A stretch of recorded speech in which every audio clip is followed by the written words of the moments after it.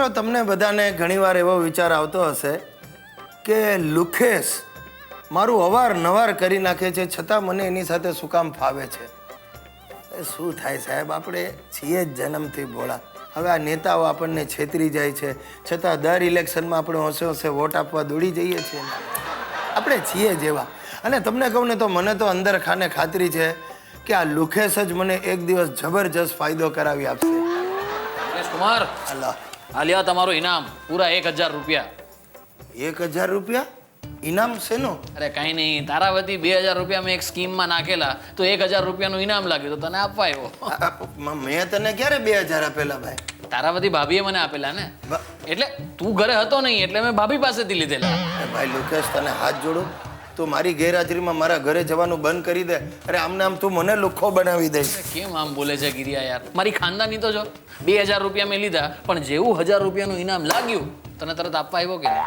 હા આવ્યો, 1000 આપવા આવ્યો, પણ તોય મને તો લમણામાં 1000 ની વાગી ને. અરે ભાઈ તું શું આવું કટકટ કર્યા કરે છે યાર? ધંધામાં આવું ચાલ્યા કરે.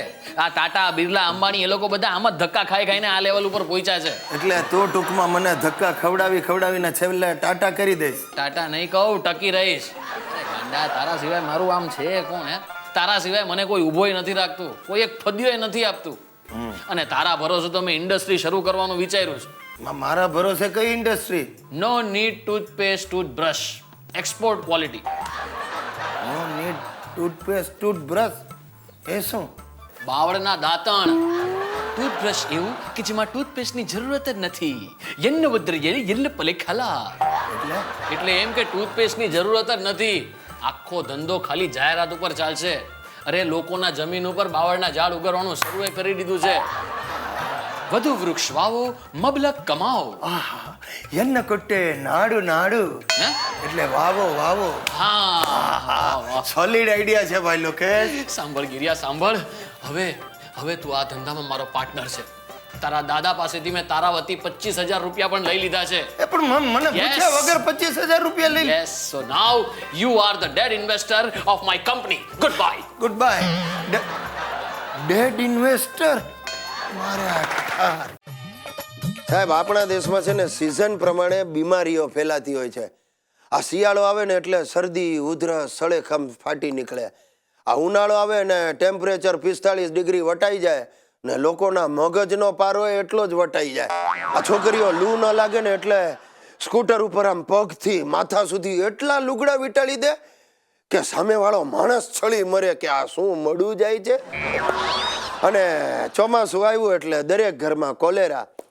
એવી જ એક બીજી સિઝન છે ક્રિકેટની.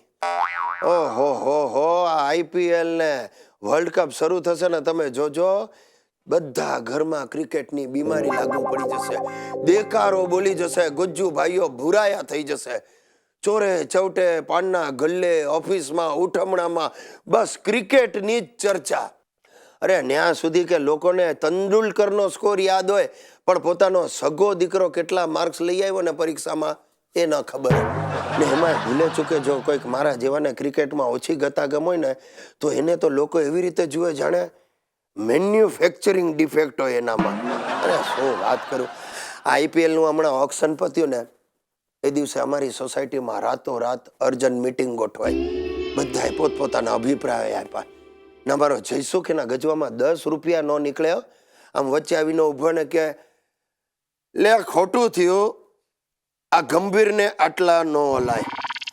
હું આવતો ગંભીરને આટલા ન હાલું. મેં કહ્યું ડફોળ, પણ તું કોણ કે તું ગંભીરને હાલે? બેસી જાને ચૂપચાપ. આ મારો હિતુ એટલે મારો હિતેશ, મારો દીકરો, એ ક્રિકેટનો ભારે શોખીન. અરે સવારથી ટીવીની સામે બેઠો હોય ને પાછી એક્સપર્ટ કમેન્ટ એવી રીતે આપે જાણે ગવાસ્કરને ક્રિકેટ એને શીખવાડી હોય, ગુરુ હોય એવી રીતે બોલે. પપ્પા હવે સચિનમાં પહેલા જેવો કોન્ફિડન્સ નથી રહ્યો પપ્પા. હાલી ગયો સચિન. હવે આજે ને 99માં આઉટ થઈ ગયો. જરા શાંતિથી પ્લેડ કર્યો હોત ને સદી પૂરી કરત. મેં કહું ઊભો થાને એ ડાયના, જા તારું કાલે રિઝલ્ટ છે ને જો સમજી લે એ 60% ઓછા લાવ્યો છે ને તો મને પપ્પા નહીં કહેતો. Get out. ને બીજે દિવસે આવ્યો, હું તો મારે ક્રિકેટ જોતો હતો, પાછળથી આવીને મને ધબ્બો માર્યો. શું સ્કોર થયો ગ્રીસ? તું હરામખોર ઇતિયા, તું તારા બાપાને ગિરીશ કહીને બોલાવે નપાવટ? તો મને કે તમે તો મને કહ્યું તું કે 60% થી ઓછા આવે તો પપ્પા નહીં કહેતો. મને 45% આવ્યા ગિરીશ.